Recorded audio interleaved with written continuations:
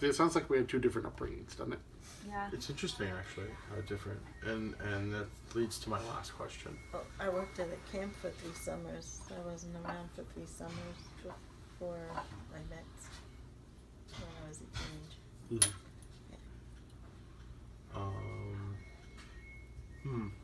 I hope I'm wording this right. How is your individual parenting styles different than Grandma and Grandpa's parenting style? What did you take from them, and what did you reject from them? I never spoke German to my kids. Ever. That's not true, not ever, but... The stupid song. Yes, when you I just speak said line when I after speak German to everything and my called kids, it they said, German. "You're just putting line at the end of it. Hund line, cat's line. You're not speaking German, you're just putting line at the end of it."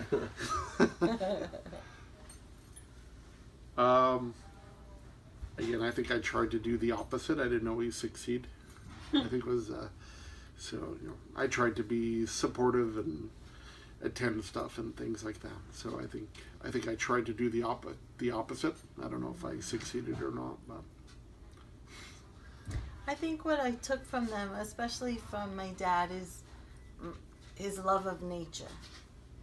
Because we would go to the park and he would name this flower and this tree, and he would tell a German poem about nature, or as we would be walking, he would, recite something, usually in German.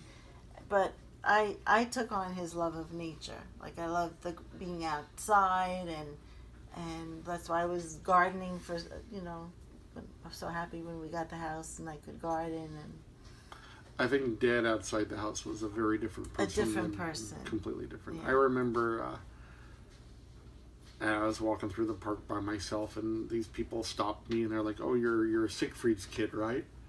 And I'm like, "Yeah." And they're like, "Oh, he's so funny. He tells stories. He's so entertaining." And I'm like, "You got the wrong Siegfried." It's the wrong dude. But I think it's a very different guy. But when we were out, that was when he would play hit the penny. He would play frisbee. He would sing. He was happier when he wasn't in the house. When he was in the house, he really was a different person. Yeah. He was serious. He was reading the newspaper, or he was watching the news. So, like with you guys, or for me, like he would play his big thing. He would sing to you and say poems to you. Yeah. Which is stuff I never remembered as me being a kid, but it was pretty cool. Mm-hmm. And his big thing was playing Hoopa Rider. Oh, yes. Which was basically he would put you on his knee and bounce you up and down, and not only be the horse that he was riding, but sing the song Hoopa Rider. Which I guess I should Google to see what that really means now. It would be messed up if it meant something dirty.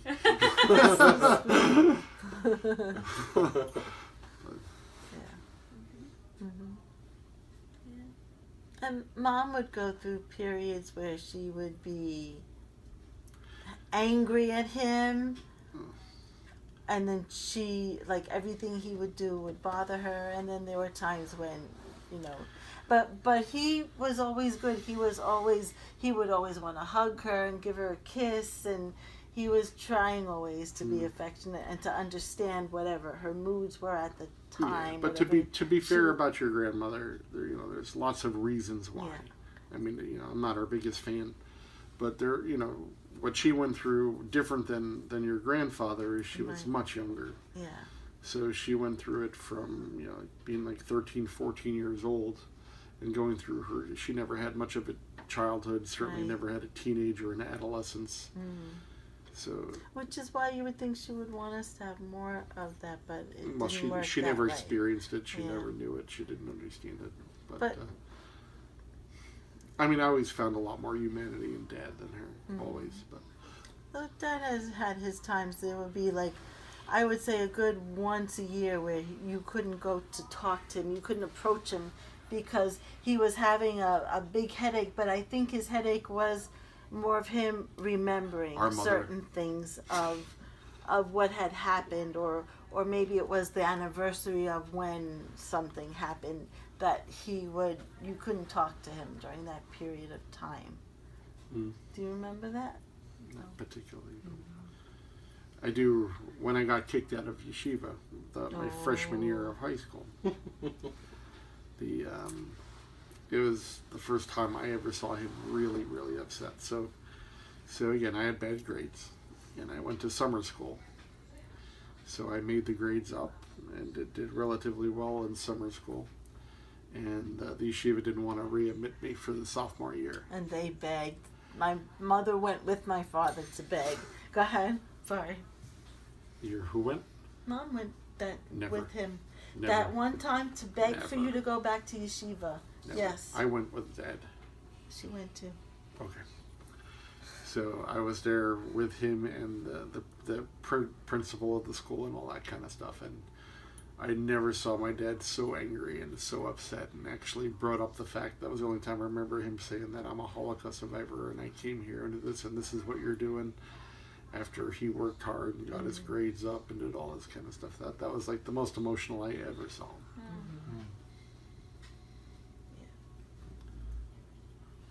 How was your how were your parents' relationship? Like, did they interact? Like, were they affectionate? Were they happy with each Usually, other? I don't remember them being together ever. Really? Like Just I said, like I had said occasionally that, I would see my dad put his arms around my mom and give her a kiss, and he would call her my mama. yeah, for me, like you said, my mother was in the kitchen, he was in the bedroom. That was it. That's pretty much it. Were they affectionate toward you guys? My My dad, dad was, yeah. like he would, I don't know if you'd call it affectionate by today's terms. Right. He would give a hug or feel the side of your Yes, face. yes. Or he would come and hug, but especially when I was, let's say, in high school, he would feel my inch on my waist, like. He used to tell me to be careful about. So my I weight, remember my weight. When he would hug. Like again, my dad had hands of steel, and Big fingers, butcher fingers and hands, and like, stubble of stone. So I remember getting hugged and just feeling his stubble against the side of my face would hurt. It would hurt. It would He had literally, hard stubble, it would literally Yeah. hurt. but he used to call me Ingrid Line. Ah. And Ruth was Ruth Line. Yeah, But no, I don't really remember much affection from my mother. Although I do give her credit, where there are the times when I was home in my deepest sorrow, like a big breakup or that kind of stuff, when she would actually talk to me and try and cheer me up. It really surprised me. Like, and there were moments where she, was genuinely cared and wanted me not to feel so bad or whatever. And those moments really surprised me when she did do that. There are times I've told Grandma I love you, and she'd be like, "Thank you," instead of I love you. Right, yeah. She doesn't know how to say it, right.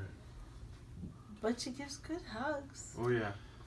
Again, that's what people say, but she would never actively give you one. You have to go get it. Is that true? Maybe it is true. I don't think I've ever been hugged by her. No. It's more like a say goodbye, give Right. a hug. Yeah. Yeah. Or when you first come in, you give a hug. But yeah, I think it's always us initiating. Right, I but think you're right about it, that. It makes sense. It all makes sense. Yeah. Right. It all makes sense. There's nothing that, for whatever you deem to be a weakness or a strength or whatever, that isn't explainable by circumstance that none of us could ever understand. Right. What about how were they when you were interested in dating or having a boyfriend or a girlfriend? Like, what was that like? Ambivalence for me. You never brought anyone home. You gotta take into account our age difference here. Yes, I know. I have had Dad come into the bedroom where I had a girl in the bed, and he would just peek his head in and leave. Oh, no. the one time I had Steve over, It might have been we went out for New Year's, and I didn't want him to go home late because it was after he had been mugged, and so he stayed over in what was Yuri's bedroom, the front room, and the next day I had to go to work in the city, and so I wanted to make sure that Steve had gotten up because we were going to go together into the city, and my dad would get up early. And he would go into the kitchen, and he had this routine where he would make his coffee, and he would have a hard-boiled egg, and then he would go back to the bedroom or whatever. So I guess in this interim, I had gone in my nightgown to go make sure that Steve was up, and we'd been going out for a while at this point already. And so I went into the bedroom, and he was up, and the bedroom door was open, that door where he was. And so my dad realized that the light was on, and he just came, and he saw Steve and I hugging. And he freaked out because here I am in my nightgown, and, it's early in the morning, and what was I doing in the bedroom there with him? And he said something in German. And Steve only knows English, understood it to mean something else. Son of a bitch. Yeah, son of a bitch. So, What did he yeah, say? that was What did very he actually ugly. say? What did he actually say? What did he actually say? He says, he told me to get out. What am I doing there in my nightgown? Like, that Gay kind of, Vic? yeah, like that kind of thing. Okay, Vic, son of a bitch. It's kind of sweet. Yeah. So, See, you understand my German? Yeah. No funny accent here. So at that point, he forbade Steve from ever staying and spending a night again, even though we were as far away in the apartment as we physically could have been. Right. That I had only gone there to make sure he was awake so we could get ready to go to work. Yeah. So. Yeah, like I said. So from that point on, anytime we did anything late night, I would go to his house and sleep over there, which was okay with my dad because he didn't see any interacting or what have you. Yeah, That okay. was okay. Being a dad, I get. get that. I understand. Really? Yeah, I get that. Okay. So yeah, that's how things happened after that. But Yeah, so to answer your question, for me, no, virtually nothing.